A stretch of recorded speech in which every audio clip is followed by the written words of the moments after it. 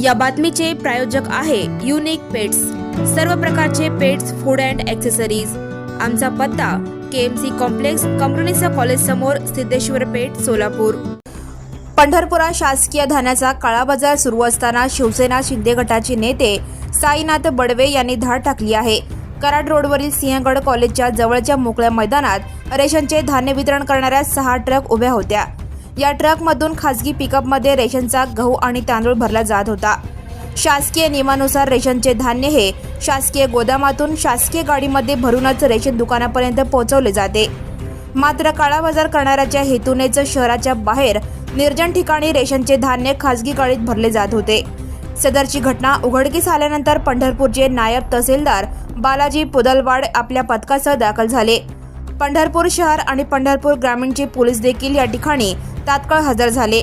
सदरच्या प्रकरणाची कसून चौकशी सुरू आहे। यावर नायब तहसीलदार तथा पुरवठा अधिकारी बालाजी पुदलवाड यांनी शासकीय गोदामाच्या बाहेर धान्याचे वितरण करणे बेकायदेशीर असल्याचे स्पष्ट केले आहे। पंढरपूर पासून जवळ कोर्टी हद्दीमध्ये शासकीय धान्य खासगी वाहनातून भरून इतरत्र नेले जात असताना शिवसेनेचे शहर उपप्रमुख साईनाथ बडवे यांनी पकडले आहे।